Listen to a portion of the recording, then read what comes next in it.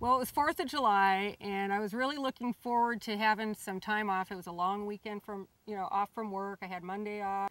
And I came out here with two of my friends that I horseback ride with often, and this is one of my favorite places to be, Warner Springs, California. Her favorite. Yeah, my favorite. And somebody loses her iPhone out here, and that's how I end up out here. Exactly. Yeah. Right after I volunteered, Lori said, "It's a long ride."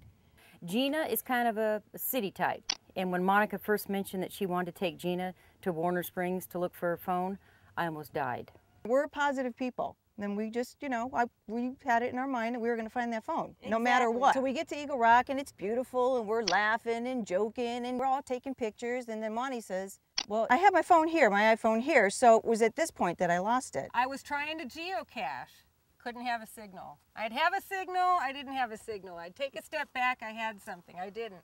The last thing I remember is my friend said, who was climbing the rock, said, "Oh, I think I'm closer, I think I'm closer. Oops, I lost the signal." She hands me back the phone. That's the last place I remember looking.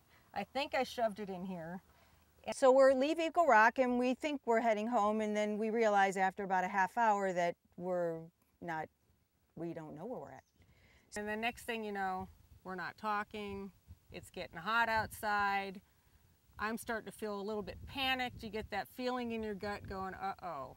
Coyotes, whatever, and she says, "Gina, I think we're lost." And I said, "You know what, Gina, horses always know the way home." I said, "How many times have you gone on a horseback ride and all of a sudden, you get close to the barn and they just take off in a dead run?" And I said, "Just drop your reins. The horse will show you the way." About an hour and a half later, we ended up back at the beginning, which was a miracle, an absolute miracle. Story over. Story over. You wish.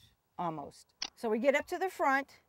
My horse, Annie, perfect, goes right over that 2-foot high pole, no problem. Lance, on the other hand, totally freaked out. Totally. Not going over it. So I called Lori. We are so tired, and we're out here. We don't know what to do. We can't. Lance is not going over the pole. We don't know what to do. So I just ran out to the garage, and everything was going through my mind. I got a crowbar and a pair of pliers, and wire cutters, and the heavy-duty gloves. I got a flake of alfalfa hay and a bucket of grain and a whip and a rope. And I just threw it in my truck, and I went up there. Where would we have slept, right? We had 4 bottles of water. 2.5 of them were gone, right? We had limited food. It was not the Boy Scout motto, right? You be prepared. I get emotional. It was scary. It was really scary. Sorry, Gina. There's 3 carriers that we're talking about. One was the only one that prevailed. And I will say that thank God it did, because that was a real mess. It really could have been a very scary thing.